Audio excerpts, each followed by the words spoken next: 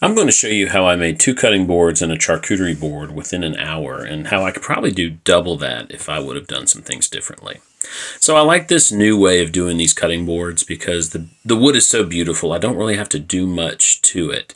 So all I'm doing is cutting on both sides at 30 degrees, an angle, so it's obvious what's the top and what's the bottom. And you've probably seen a video before where I did the opposite, so that it would always have one side to pick up. And so the two edges were parallel, but here they're not.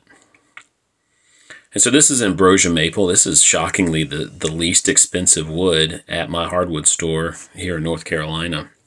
And these boards are about 7.5 inches thick, and I thought 14 inches wide looked good. So that's what I did. I'm an insurance agent full-time. This is just my part-time love and hobby. And so I've got a couple ladies at work I wanted to give these to. And I also sell life insurance, so I've got a nurse that does the exams for me, and I'm just so thankful for her, so I wanted to give her a charcuterie board.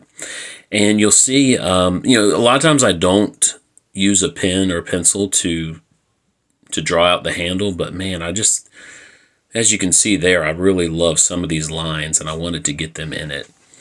So I'll do that if the wood is like this, where there's some stripes, and I want to make sure I put stripes in certain areas of the handle. And I'm really glad I did. I really like how this handle turns out in the end.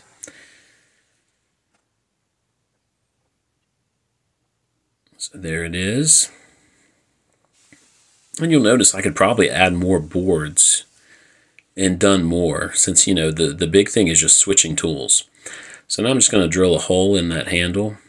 And this is a paddle bit. And I've figured out, thanks to YouTube, that if you just go down to where that point pokes through and then spin it, you have a really clean hole. Look how I just popped that out, because that's what it creates.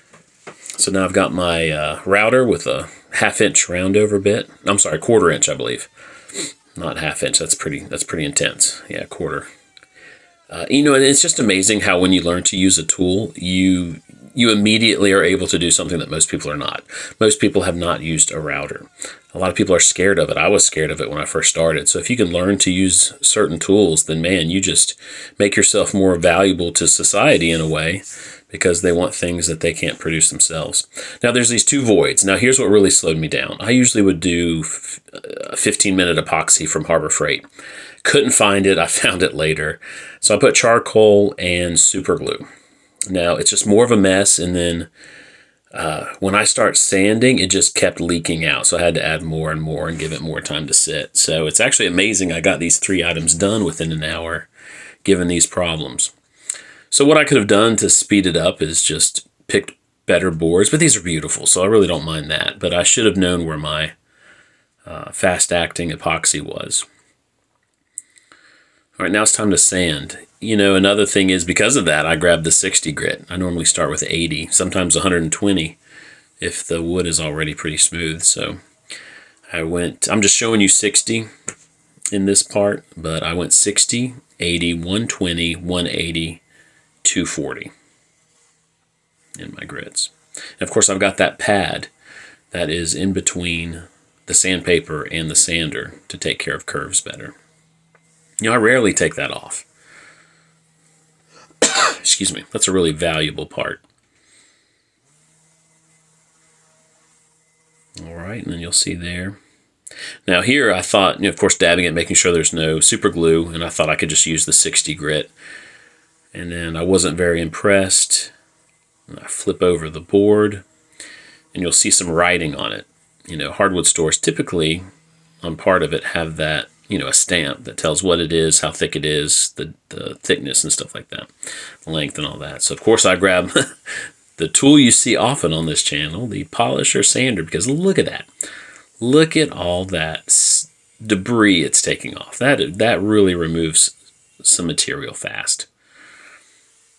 And so this really helps speed up my production. Look how it just rips through where the super glue and the charcoal soaked into the wood. There we go. See, look at that. So quick. Now, of course, there's a little divot there, but, again, people love natural things. So I've started using the Howard's butcher block conditioner because of the beeswax and carnauba wax mixed with the mineral oil. And it's especially good, I've learned, for the ambrosia maple, because ambrosia maple comes from ambrosia beetles getting into the tree, boring holes, a fungus follows, and that's why those dark stripes are there. And so this helps fill in those holes. Now, what I've also learned is you just let it soak in. I let this soak in for half a day. So I got this done before work, came home on my lunch break, and then I was able to rub it in some more and then use a paper towel to dry it off completely. So it really needs time to soak in there. And it has this great feeling that, the beeswax just adds this slickness to it that you can't get with just mineral oil. So I highly recommend getting that. I found I want to say like a 5-pack on Amazon that made it a lot more affordable. So look for that. Howard's Butcher Block Conditioner. And then you can make it yourself too. I've done that. Ordered beeswax and then melted it in mineral oil, or one time I did it with Danish oil and turpentine. So there you go. And here is the final picture. And the ladies love their boards and charcuterie board.